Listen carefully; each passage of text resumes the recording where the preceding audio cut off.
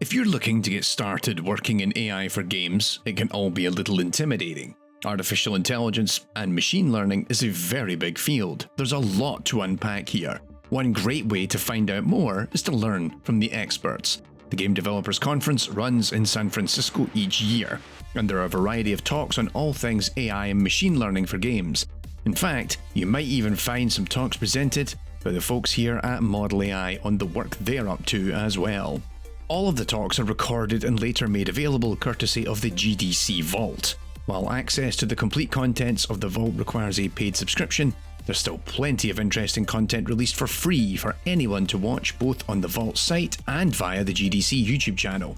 So let's walk through some useful, free talks to get started on, just to familiarise yourself with the types of problems you might expect to find in AI for games, but also being able to respect the needs of designers and what the open challenges are that we've yet to find sensible and scalable solutions for.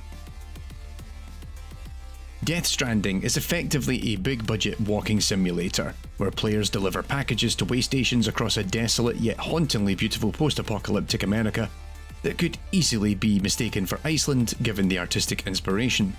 Given that players are walking across these rough and rugged landscapes, it's expected that AI-controlled non-player characters, or NPCs, will do the same.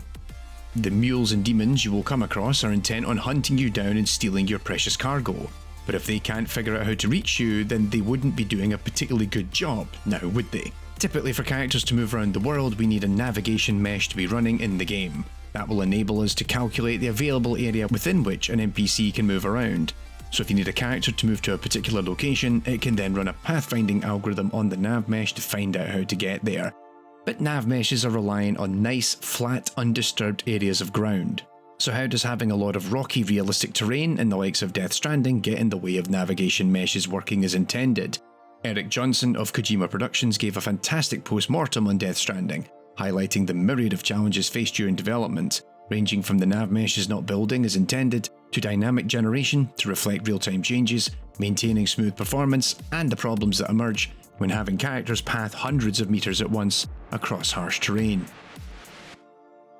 BioShock Infinite by Irrational Games revolves around the character of Elizabeth, a young woman that the player character rescues from her prison in the steampunk city of Columbia. As you progress through the game, Elizabeth not only enables a variety of useful gameplay features, but presents a new perspective to engage with the story, the themes, and concepts expressed in the BioShock universe.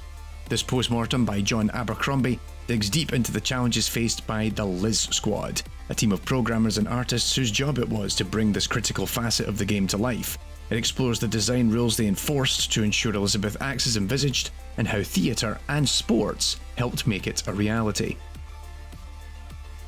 While it's important that programmers go ahead and craft all of the systems required to bring AI characters to life in a given game, it's equally as important for programmers to be able to facilitate designers. This is a difficult balancing act, given you want to provide designers with all the tools they need to create enemies that are fun, interesting, and complex.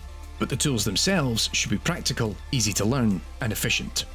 At GDC 2016, Jonas Gilberg highlighted that this can still be a painful process to get right, even at the biggest of studios. This talk goes into the detail on the experiences of the development team at Massive Entertainment on Tom Clancy's The Division, in trying to create tools that enable designers to build new enemy archetypes, rapidly iterate on ideas, build on existing features, and enable for quick and effective debugging when it all goes wrong.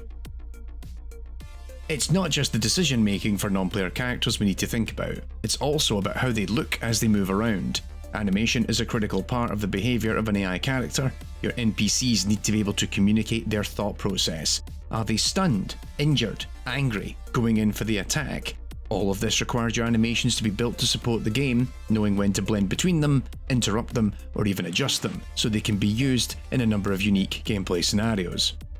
Bringing Hell to Life, full-body animation in Doom by Jake Campbell highlights the level of detail required to ensure the animation of enemies in the 2016 reboot of the franchise, to a point that they had to build an AI control system for animation layers so that animators could focus on building fewer individual animations to a higher quality while the gameplay systems figured out how to apply them in context.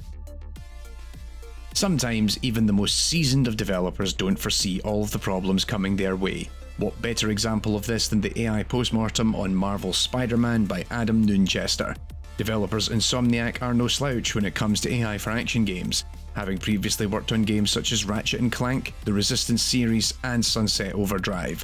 But Spider-Man presents a myriad of AI challenges, creating characters that work well in stealth sequences, in open fistfights, and when you're swinging through the streets of Manhattan as well.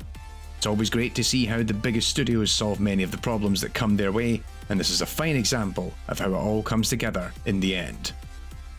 The team from Model AI will be back at GDC for 2024, where we'll be delivering talks on how we're creating great AI tools for game developers. Thanks for watching this video, and we hope to see you there.